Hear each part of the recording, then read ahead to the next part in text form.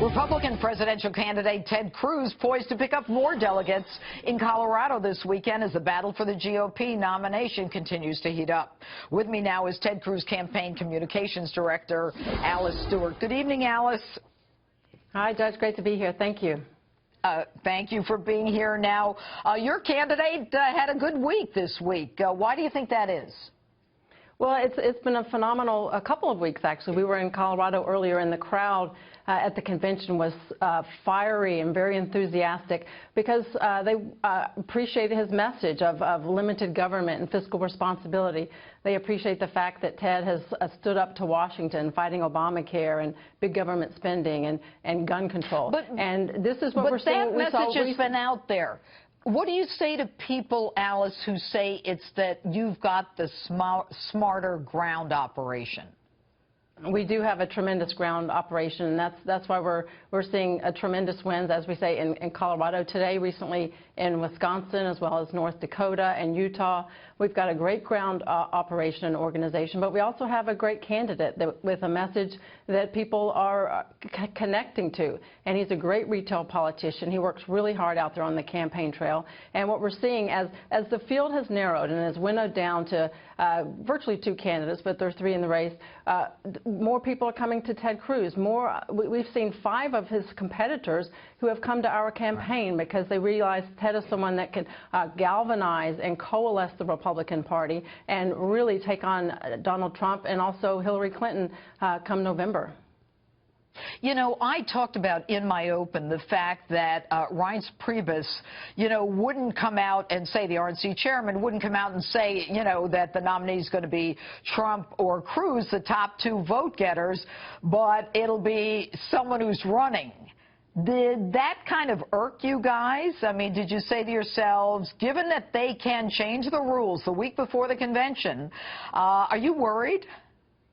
No, I think clearly we're going to have, if we don't receive 1237 before the convention, we expect to get it on the floor. Another thing you said, Judge, in your opening statement I thought was spot on, as generally in your opening statements, was the government gets their rights from the consent of the governed. And that's exactly what we're having here in this process.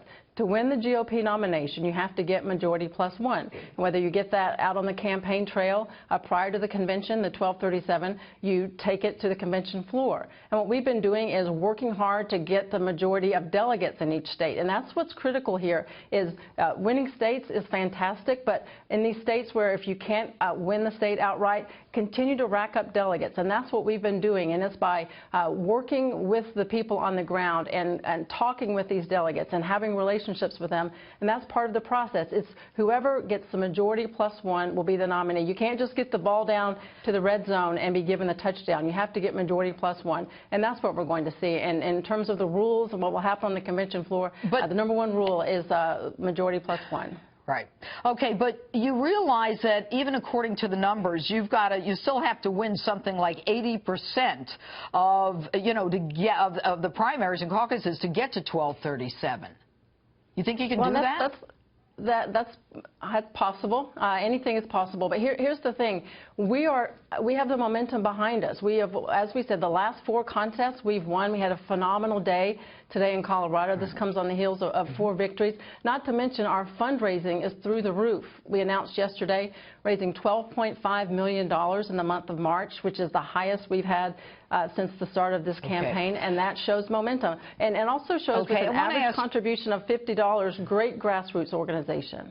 Okay, I want to ask you one question before we end. Do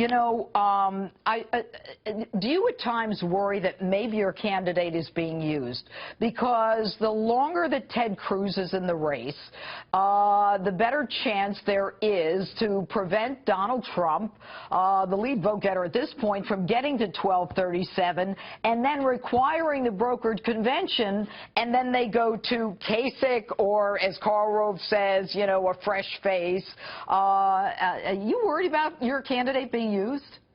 No, no one can take advantage of Ted Cruz. You can take that to the bank. And look, we have a strategy in place to work hard and win as many states as we possibly can, acquire the necessary delegates. But here's another thing. Our ground game is at work in all of these states, but we also have a plan how to win at the convention and working with the delegates on the convention floor.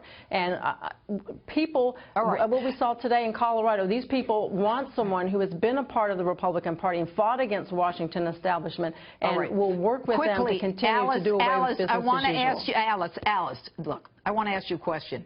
Do you think he can win New York after what he said about New Yorkers?